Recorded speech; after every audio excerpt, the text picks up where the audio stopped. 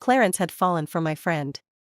He brought her with him, publicly confronting his parents, and announced that he was going to break off our engagement. He pointed at me and said to both families, "I never liked her. Marrying her would only disgust me." That became the last day I liked Clarence. Later, other boys confessed their feelings for me. But he desperately tried to stop me from being with anyone else, holding the marriage certificate he had written for me when we were kids. "You promised that when we grew up, you would only marry me." When Clarence started arguing with my friend and his parents, I had just arrived. I stamped the snow off my shoes and was about to open the door. "I've told you before, I never agreed to that ridiculous engagement." The boy's cold laugh stopped me from opening the door. "That engagement was set by our parents when you were both very young. Are you bringing this girl here to embarrass your uncle and Aunt Chu?" I peeked through the crack in the door and saw Clarence arguing with his father. My parents were sitting quietly by the side, their faces dark. "This is my girlfriend," Clarence declared, holding Jenny's hand to assert his claim. His father turned bright red with anger. "You can only marry Caroline. You have no other choice." I trembled and unexpectedly pushed the door open. Everyone's eyes turned to me. Clarence's gaze was cold as he pointed at me, looking at his parents. His words were sharp. "I never liked her. Marrying her would only disgust me." After saying that, he didn't wait for a response and left, holding Jenny's hand. His eyes casually glanced at me. Behind them, I could hear Clarence's parents hurriedly apologizing, while my father looked furious, as if he wanted to chase Clarence down and beat him up. I just stared at the backs of the two of them as they left. Clarence and I had grown up together. All these years, he had never denied our childhood engagement. Even when people joked about it, he laughed along. I thought he liked me, just like I liked him. That night, after my parents took turns comforting me for 2 hours, I was finally allowed to go to bed. My mom had called in for me, so I didn't return to the dorm. As I was about to fall asleep, the phone on the nightstand lit up. It was a message from Clarence. "I'm downstairs. Come down, we need to talk." I remembered his words from earlier that day. My childhood friend, in order to be with another girl, had hurt me with cruel words. That night, I didn't go downstairs. But I couldn't sleep well. I had a fragmented dream. Young Clarence sat at a desk, carefully writing something. Soon, he finished and jumped off the chair. He ran up to my younger self. "Caroline, don't cry. When we grow up, you'll marry me." His small, soft hands pressed the marriage certificate he had written himself into my hands, his eyes bright and sincere. "I'll protect you, Caroline." The moon broke through the last bit of cloud, and its light flickered in my eyes. Half awake, I wiped away the tears at the corners of my eyes. The next morning, on my way to school, Clarence blocked me again. "You're leaving this late, did you skip breakfast again?" His familiar tone made me pause. He handed me a bag with breakfast inside. "What I said yesterday wasn't meant to hurt you. I was just angry, and that's why I said those things." I stepped back, avoiding the breakfast. "I don't need it. Eating your breakfast would just disgust me." Clarence pulled his hand back, staring at me. His voice dropped lower. "Does yelling at me make you feel better? Caroline, I hope you won't cause trouble for Jenny. She hasn't done anything wrong. I was the one who liked her first." I have to admit, Clarence's words were rather prescient. But it was Jenny who had instigated things. We arrived at school one after the other. As soon as I sat down at my desk, Jenny walked over holding a cup of milk. Everyone's eyes turned to us. "Caroline, would you like some milk? Can you forgive me?" I glanced at the milk, then looked at her. "What did you do wrong that I need to forgive?" Jenny put the milk on my desk, her eyes slightly red. "I shouldn't have sent the follow request on Clarence's Instagram. I didn't know he was your boyfriend at the time." Her voice choked slightly as she tugged at my sleeve. "Caroline, please don't be angry. I promise I can give him back to you." I was about to speak, but another voice interrupted me. It was Jenny's good friend. She laughed in anger and spoke up for Jenny. "Jenny, why are you apologizing? She and Clarence are just friends, right? You didn't steal her boyfriend, so why apologize?" Also, Caroline, can you stop acting so high and mighty? Stop pretending like you don't care. Their bickering pushed the drama to its peak. You two are playing a part, one acting as the good person and the other as the bad one, right? I pulled my hand away from Jenny's. I didn't use much force, but she stumbled with a scream, falling to the side. Ah! She slammed into my desk, spilling the hot milk all over herself. Clarence walked in just at that moment. Jenny, are you hurt? He quickly took off his jacket and draped it over her, his face full of concern. It's fine. The onlookers all cast reproachful glances at me. Why are you staring at me? She ran into me herself. I found it a little funny. Clarence hadn't been deaf to what happened, but his focus was entirely on Jenny. I'll carry you to the infirmary. Hold on. He picked Jenny up horizontally, not even glancing at me as they left. From beginning to end, I was invisible to him. In the afternoon, Jenny's friend couldn't stand it anymore and got her revenge. She purposely bumped into me, spilling her water on me, then shoved me down. Sorry, I didn't mean to. She shrugged and walked away nonchalantly. I looked up and met Clarence's gaze, from not far away. He just looked down at me coldly, his expression indifferent, like I was a stranger. Just before the class bell rang, I walked into the classroom, my wet body still dripping. I was holding a bottle with warm, pale yellow liquid inside. Before anyone could react, I opened the bottle. The liquid poured over her head, drenching her thoroughly. I did it on purpose, and I'm not going to apologize. She shrieked and jumped up. What is this? What did you pour on me? I curled my lips into a smile, not explaining. Only when this incident blew up did I clarify to the teacher. It was just a bottle of hot water, with 2 tea leaves. After this, I was ostracized by the whole class. Everyone kept their distance from me. I even started questioning myself. Did I do something wrong? If I did, then why was I the one being excluded? Meanwhile, Clarence and Jenny had become the class couple, the perfect pair of top students. The day they publicly admitted their relationship was also the day I confronted Clarence. Are you coming to the class party on Friday night? The class monitor hesitated for a long time. After asking everyone, she still came to test the waters with me.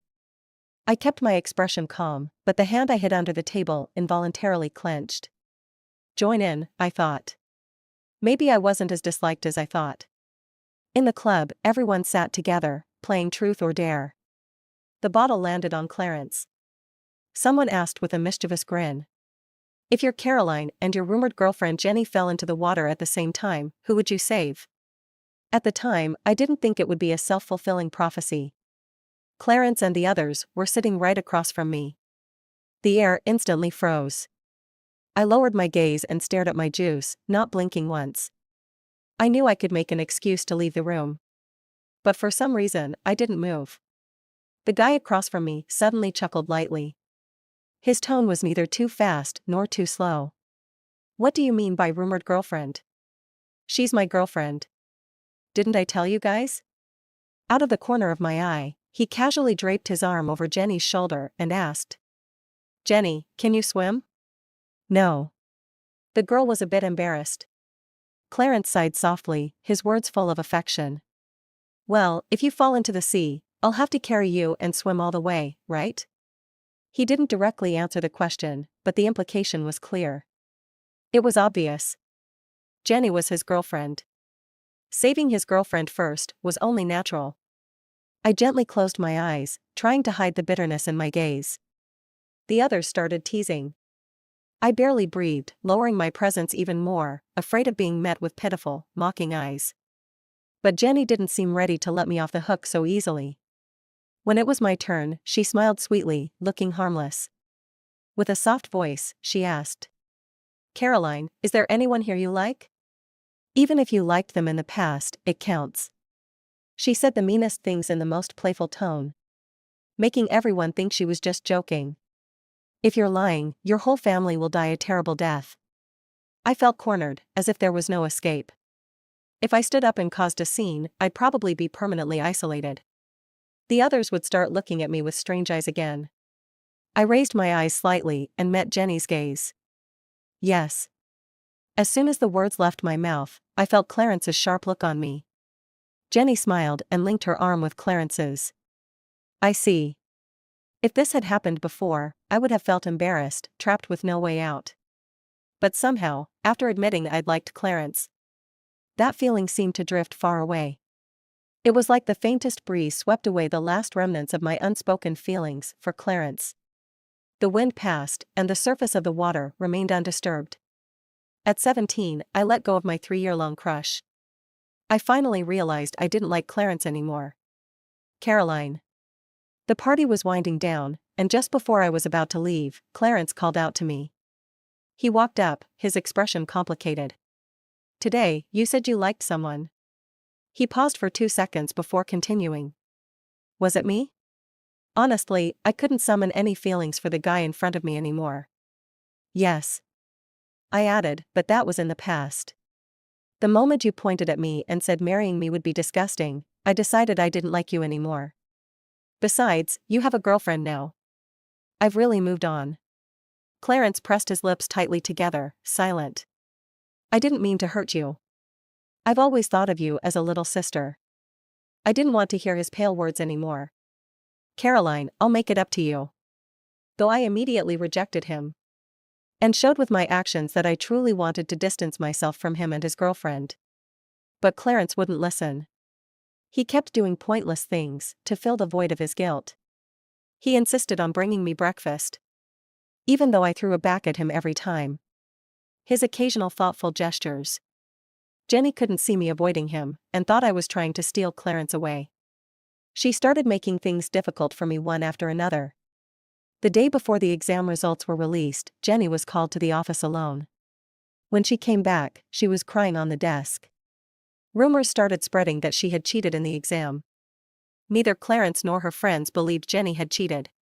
After all, she was the second top student, just behind Clarence. Impossible.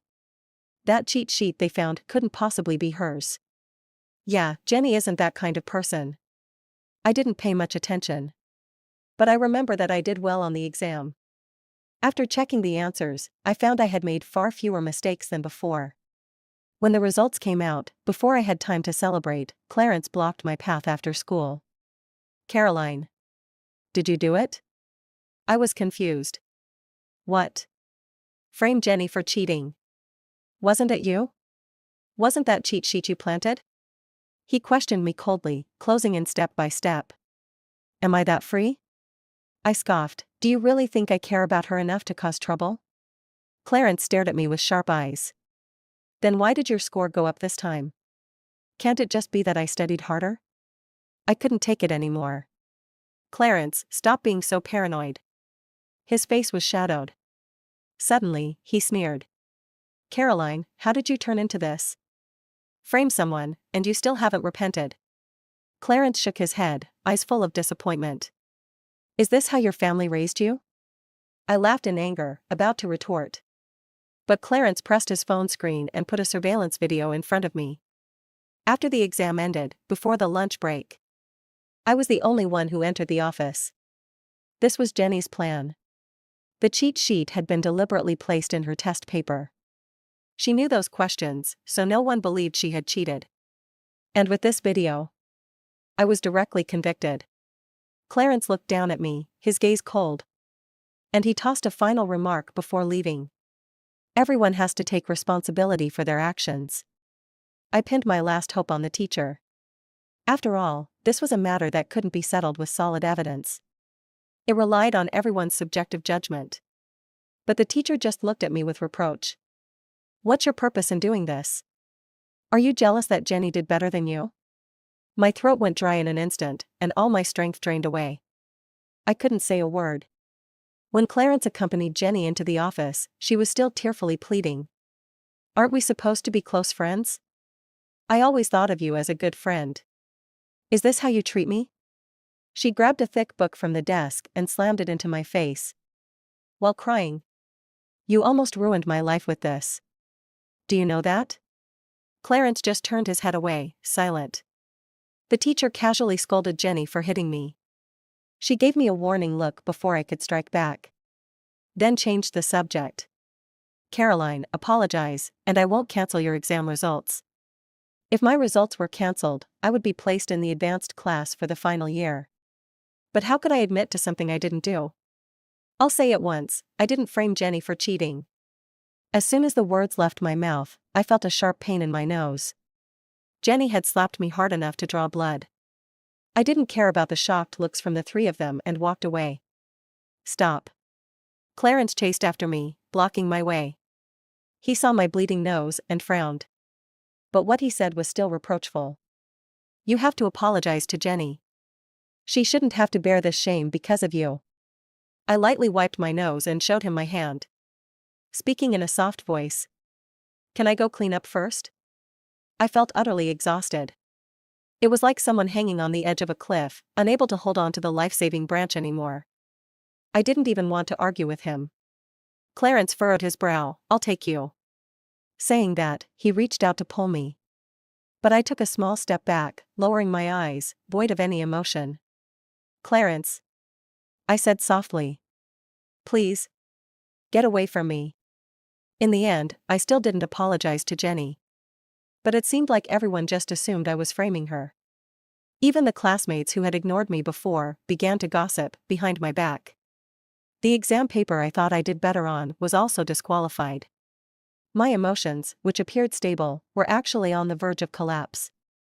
That day, we were supposed to attend a summer camp organized by the school. No one was allowed to skip without a valid reason. So, once again, Jenny found another chance to frame me. Jenny and Caroline, you're in the same group. Go pick up some branches. Once we entered the dense forest, Jenny's true nature was exposed. I quietly took out my voice recorder from my bag. Caroline, must be so upset that I stole your man, huh? She stood behind me, speaking leisurely. I guided the conversation. So, you deliberately planted that cheat sheet on me to make Clarence hate me, so I couldn't take him back? She glanced around before smiling and answering. Yeah, no one believes you're innocent. How does it feel? Was it painful when that book hit your face? I got the information I wanted and decided not to drag it out. With this recording, she would be finished, disgraced, punished, and probably transferred. But she wasn't satisfied. Just as I turned away, she suddenly shoved me hard. Ah. I tumbled down the slope, and Jenny, in her smug moment, twisted her ankle and rolled down with me. We both got stuck on a tree trunk on the slope, hanging dangerously. I tried to pull myself up, but it was useless. Clarence must have heard Jenny scream, because he was the first to rush over. Clarence, I'm so scared. She looked at him pitifully. His gaze towards me was full of sympathy. I'm sorry, Caroline. He reached his hand out to Jenny. As soon as Jenny gets up, I'll help you. Jenny froze when she heard this. She began climbing up with Clarence's help. I pressed my lips together. Okay, thank you. I had no reason to complain. Jenny was his girlfriend, so it was only natural he'd help her first. The fact that he was willing to help me, even a little, was already beyond my expectation. I had thought he wouldn't risk it and would just go back to get a teacher for me. But as Jenny climbed, she suddenly stepped on my hand. She kept grinding it, her other foot hanging in the air, as if she accidentally stepped on me. I winced in pain and instinctively let go. I rolled further down the hill. Caroline. Caroline. I could hear Clarence and Jenny calling my name. She still didn't forget to act, playing her part fully. Luckily, the leaves below were thick enough, and the slope wasn't too steep. I eventually stopped when my back hit a tree trunk. I had multiple scratches and bruises on my body. The only serious injury was the impact on my back. I slowly propped myself up against the tree, and that's when I realized the biggest problem. I was lost. There was no signal on my phone. Meanwhile, Jenny was doing everything she could to stop anyone from rescuing me. In the end, I relied on the compass on my phone and stumbled my way out of the forest. But when I got back to the meeting point, I found everyone had already left. I stopped dialing the teacher and coldly laughed before calling my parents.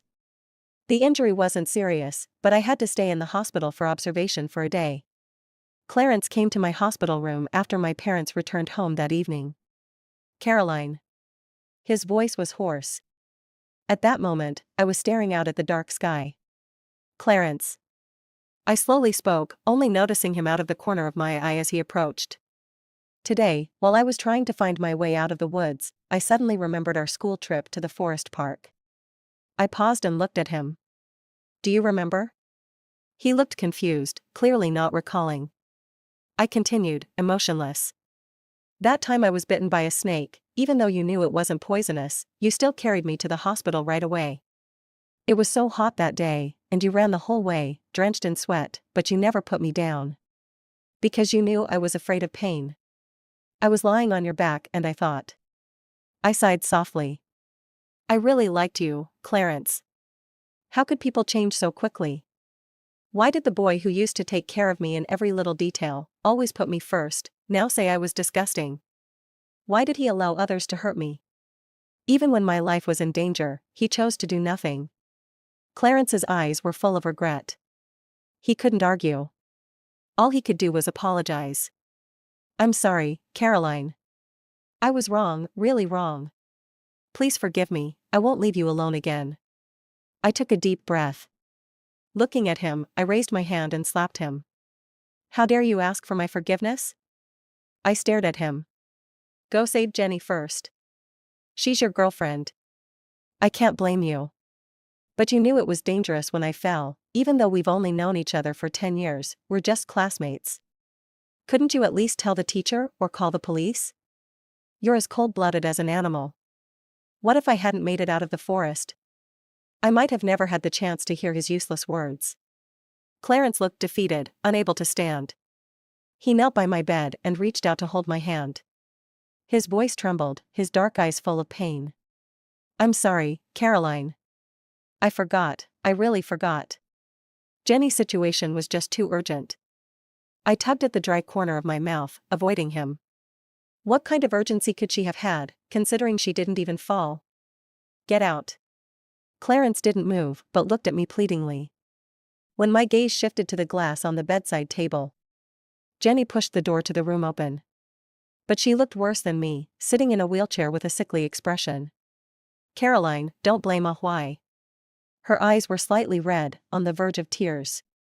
Because I twisted my ankle, I was so afraid of the pain, I begged him to take me to the hospital first. Yes, that's how urgent her situation was. I'm sorry. I thought my boyfriend would always put me first, I forgot that he was different, he still has you, his childhood friend. I was selfish. She sobbed as she tried to stand up. Just before she fell, Clarence rushed to catch her. Then he carried her back to the wheelchair. The moment he turned to look at me, I suddenly lost control of my emotions.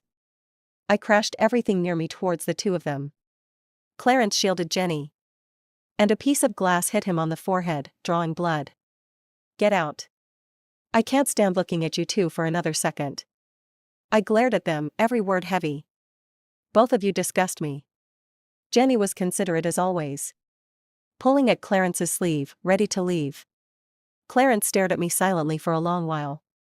Before they left, as they opened the door, I suddenly spoke. Jenny. The figure in the wheelchair froze. Before I fell down the hill, you gave me a gift. I stared deeply at her back, my hand unconsciously clutching the blanket, trembling. I will make good use of it. She paused for just a second before leaving, unaffected. To Jenny, everything she did seemed flawless. Add to that her repeated victories, leaving her unscathed each time, and it was inevitable she'd get a little carried away. So, she didn't take my words seriously. In fact, right after leaving, she sent me a video she'd recorded earlier, taunting me. It was probably a video she secretly filmed with a camera she set up in advance. Jenny had only sprained her ankle. But Clarence, worried there might be other injuries, insisted on her staying in the hospital for observation for a day. In the video, Jenny was holding Clarence's waist, her voice soft. Do you blame me for not getting you to save Caroline in time? Clarence gently patted her head, letting out a small sigh. No. Jenny held him even tighter. Because you're my boyfriend, I was scared and could only turn to you. I thought I was the most important person to you. The video was blurry, but Clarence's voice rang out clearly in the hospital room. Jenny, you're always the most important person to me.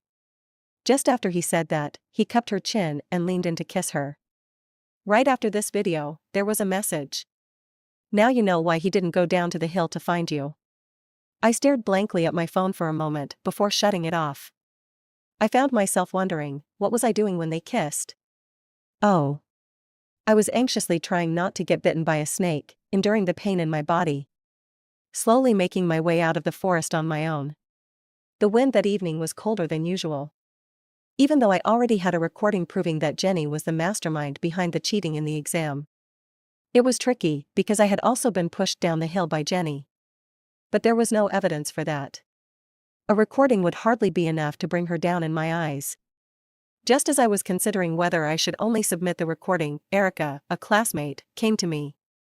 After we got back to school, during free time. She came over to me when no one was watching. I saw everything. I glanced up at her.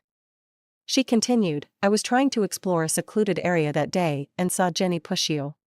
She also lied to the teacher, which is why no one came to help you. Seeing I wasn't responding. Her face flushed a little as she slowly explained. I was too scared to speak out at the time. What if you had died there with no one to prove what happened? I was afraid Jenny might target me. It was a natural reaction. After all, if someone would push me down, they would likely have no qualms about valuing a life so little. I remained calm, trying to get more from her. You saw it, but it doesn't matter. The evidence won't be enough to convict her. Erica looked around, hesitating to speak. I waited in silence. Caroline, your family is wealthy. If I give you this evidence, can you really get her put in jail? She bit her lip, clearly scared. Because if you can't get her jailed, I'm afraid she'll come after me. I nodded, then smiled suddenly. You know, Jenny is already an adult. This meant the law couldn't be lenient with her anymore. Erica finally looked relieved. She took out her phone and showed me the video. From her angle, it clearly captured Jenny intentionally pushing me. As for the lie she told the teacher, there were more witnesses. According to Erica, after Jenny and the others returned, she sent Clarence away to help her find a car to take her to the hospital. Then, when everyone was about to leave and look for me, Jenny stopped them. Teacher, Caroline told me she wasn't feeling well and left early.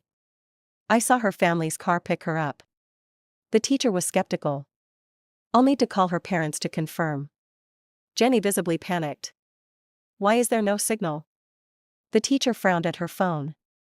Jenny didn't give her a second chance to call. Don't you trust me? Isn't it normal for Caroline to leave early? After all, her family is so rich, it's normal she couldn't handle this place, right? I had already sensed the teacher's inexplicable bias against me during Jenny's slander.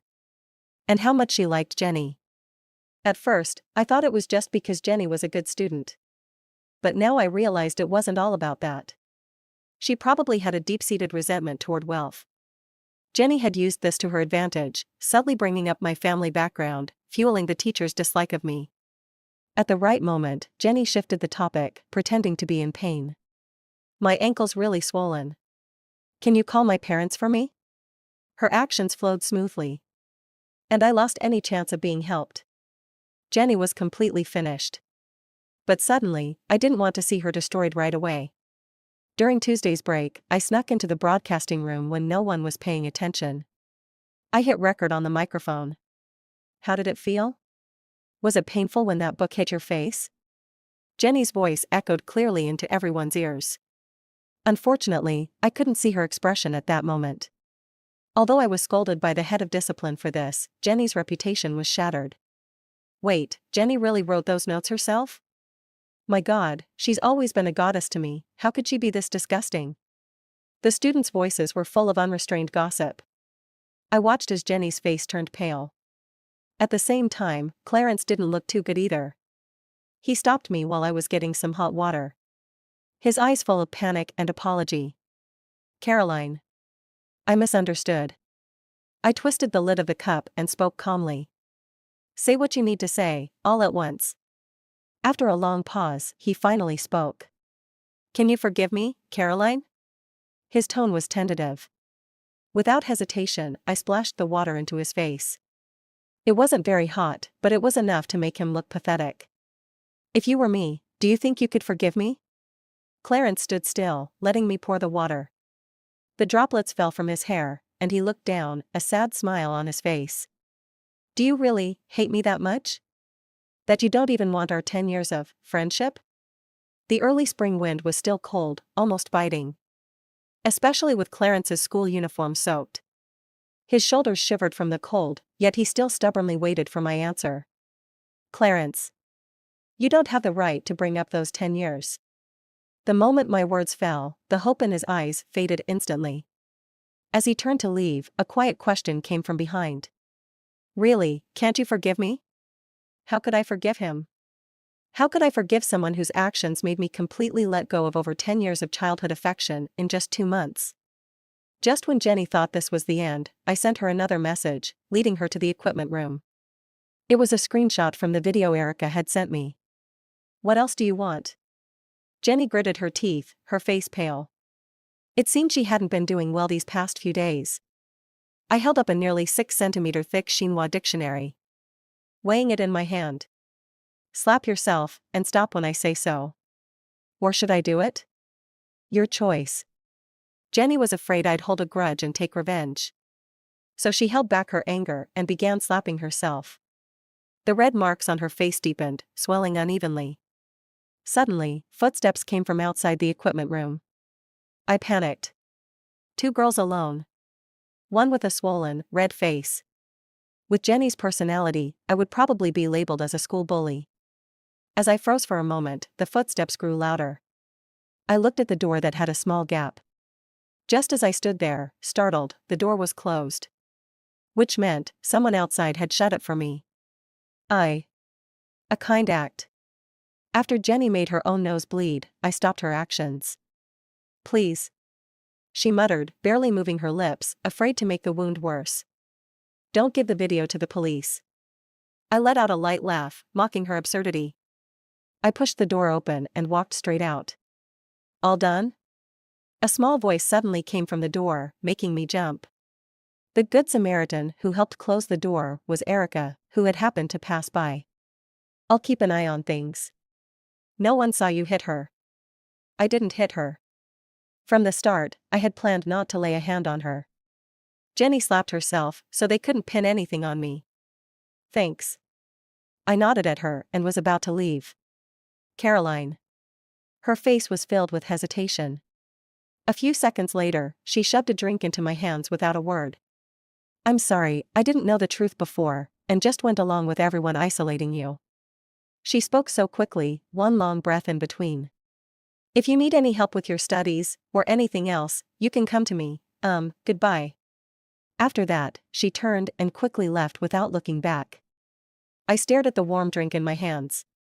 This was the first act of kindness I had received since I was isolated. That afternoon after school, I took the video to the police station. I stood at the school gate, watching Jenny being taken away by the police. She was crying and shouting. Please, don't take me away, I'm about to apply for college. Please, don't. The police car slowly shrank from my view until it disappeared. For some reason, I thought back to the time when Jenny was even ranked higher than Clarence, the top student of the year. I remembered her back then, full of bright-eyed optimism. At the same time, the teacher involved couldn't escape the consequences. Her negligence, her strong biases against students, and her inability to differentiate right from wrong would ultimately cost her. Before being dismissed, she came to find me. She hoped I would write a letter of forgiveness. Why should I? I couldn't hide my disgust. Letting someone like you continue teaching is irresponsible to the students at any school. People like you should be crushed under the feet of those you despise the most, groveling and crawling, because that's what you deserve. The class got a new teacher. Soon, people realized it had all been a misunderstanding of me. They started talking to me, asking if I wanted to go out for lunch. But I started feeling out of place. It wasn't pretension. I had gotten used to being alone. I told myself, being by myself had its benefits. But as I grew more accustomed to being alone, I started feeling the need for another kind of noise. It was inevitable that I'd develop some exclusivity. So when the class leader asked again if I wanted to join the class party, I thought for a moment and shook my head, declining. But not every group activity could be avoided. For example, the cultural committee member took it upon herself to sign the whole class up for a choir. At that time, I didn't expect that the girl who had been ostracized 2 months ago would now become the center of attention. On the day of the arts festival, after I changed into my outfit, I hesitated for a long time before coming out of the bathroom. The clothes seemed to be the wrong size. The top was a bit too short. Caroline. Clarence had been cooperating with the police investigation in fits and starts lately, so he barely came to school. I stopped in my tracks, frowning. What do you want now? Clarence hadn't done anything wrong per se, but because he had been involved in everything, he got a written warning. He didn't mind my coldness, his eyes growing darker. I broke up with Jenny. Before, I didn't know about all the wrong things she had done. I was about to speak, but he cut me off. I know you hate me. He gave a self-deprecating smile and tugged at the corner of his mouth. I came here today just to explain, I really didn't know about what she had done. Whether you believe me or not, Caroline, I've never had ill intentions toward you. If it wasn't for Jenny's manipulation. He leaned weakly against the wall, shaking his head with a bitter smile. We never would have ended up like this. Clarence, you really are pathetic. I rubbed my forehead tiredly. Are you really at peace with putting all the blame on Jenny? Did someone force you to be with her? Clarence raised his gaze to meet mine, a helpless look flooding his expression. So, what should I do, Caroline? I don't know what to do to make you not hate me so much. His eyes suddenly darkened, and his expression became unreadable. I don't know what's wrong with me. Caroline, I think I couldn't take it anymore, and I didn't want to hear what he was about to say. I bypassed him and walked toward the backstage dressing room. Before stepping on stage, I unknowingly raised my hand, and a glimpse of my waist was caught in a photo. The picture was then posted to the confession wall. This girl is my type, please share her contact. Wow, she looks amazing, such a good waist, I want her contact too. I've seen her, she's probably the one performing on stage for this class. The post went viral quickly. It wasn't until I returned backstage and was blocked by a group of people that I understood what was happening. Can I have your phone number? A shy boy, his ears slightly red, was half pushed toward me by his friends. I was confused and was about to refuse when Clarence cut through the crowd and walked toward me. Caroline, congratulations on your performance. He smiled and handed me a bouquet of flowers. Who's he? I overheard someone whispering nearby. I don't know, but it looks like he's Caroline's boyfriend. The voice wasn't quiet, at least both Clarence and I could hear it clearly. Someone came up to ask. Is he your boyfriend? They pointed at me and asked Clarence. He didn't deny it, just raised an eyebrow. So don't ask for her phone number. I found it amusing. I walked up and shoved the flowers back into Clarence's arms. I'm not with him. I said this and left without looking at Clarence's darkening face. But it seemed like he couldn't let go. That evening after school, he followed me the whole way. Caroline, we already had an engagement. Today, I didn't deny it, just to stop them from spreading your phone number. I looked at him for 2 seconds, suddenly realizing he had never understood that he was wrong. Do you remember when you wrote me a marriage certificate when we were little? I turned my head, my gaze drifting off to one side. My voice was calm, but with the sudden drop in temperature, it sounded colder than usual. Back then, I was too young, and although I didn't understand the meaning of marriage, I knew that meant we could always be together. That made me feel safe. I looked at the boy in front of me, his eyes red. Because you said you would always protect me. But you broke the engagement you proposed and didn't do anything you promised. Clarence collapsed to his knees at my feet. He tightly held my hand. Don't say any more, Caroline, I've made so many mistakes. I slowly pulled my hand away, looking down at him. Yes, you made mistakes. The harm you caused me can't be erased. Clarence, I'll never forgive you. So please, stop following me. He didn't agree that day. When he left, he said he might have fallen for the wrong person. That night, I suddenly remembered that I hadn't thrown away that marriage certificate. After rummaging through my things, I found it, didn't look at it again, and ripped it into pieces, throwing it into the trash downstairs. For the next while, Clarence didn't bother me. But since we were in the same class, I could always catch him staring at me blankly whenever I turned around. I suppressed the frustration and tried not to pay attention to him. But one day, Clarence finally tore off his disguise. That was the last time I saw him, right before graduation. Even though I didn't give that guy my phone number that day, he would still occasionally barge into our classroom between lessons, bringing me little snacks. I had no choice but to return them, which would waste the entire break. Later, I started avoiding him so much that I probably really pissed him off. One day after school, he publicly confessed his feelings for me right at the school gate. His look of determination, combined with the cheesy, awkward confession, felt like pressure. "Sorry," I said in a businesslike tone. "I don't like you." "She doesn't like you." "Are you done yet?" Clarence, of course, noticed this scene. Today, there was a thin layer of anger on his face. The guy turned around, confused, and glared at him. "What's your relationship with her?" Clarence sneered and walked over, delivering a punch that sent him stumbling a few steps back. "She's obviously with me." With that, they started fighting. The recent academic pressure, plus Clarence's occasional meddling, was suffocating me. It felt like I couldn't breathe. Before things escalated further, they stopped fighting. It was a relief we didn't end up at the police station, but my frustration had reached its peak. On an empty street, Clarence stood in front of me with his head down, looking like he'd done something wrong. "I didn't mean to bother you, Caroline. I know you don't like him. I just wanted to help you get rid of him." "Clarence." My voice rose without me realizing it. "Please, stop doing these pointless things. All you're doing now is making me feel uncomfortable, do you understand? When I was bullied, you didn't show up, and now there's no need for you to." He stayed silent for a while, then spoke again, his voice weak. "I'm sorry." He pulled out a crumpled piece of paper from his bag. "After you threw it away, I picked it up and carefully put it back together. The wedding certificate was wrapped with layers of tape." His voice cracked, and his hands trembled. "You promised me, when we grew up, you'd only marry me." I barely remembered that day. I only recall being so angry at Clarence for not listening to me.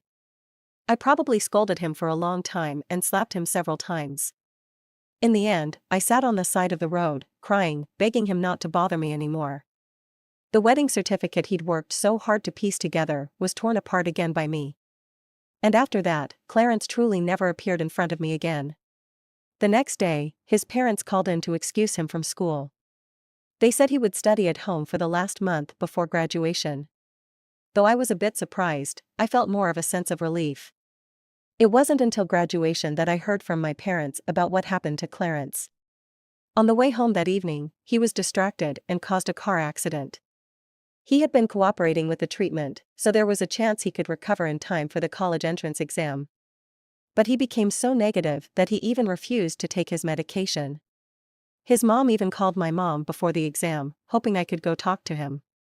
After hearing that, my dad grabbed the phone from her hand. "If he wants to ruin himself, don't drag my daughter into this." Clearly, he was still angry about the public breakup. I got into a prestigious university with excellent grades. The day I received my admission letter, I got a message from an unfamiliar number. "Congratulations on your bright future." It was the most formal message, and I immediately knew it was from Clarence. I didn't feel much of anything, simply blocked the number without a second thought. Breathing in the hot air, my heart was strangely calm. In my mind, everything from the past 6 months replayed like scenes in a movie, each frame more intense than the last. In the end, everything culminated at my graduation ceremony. Some got what they deserved. Some regretted their past choices. As for me, I got what I deserved. I held my admission letter in my hand, gazing at the direction of my future university. I knew my life was just beginning. The end.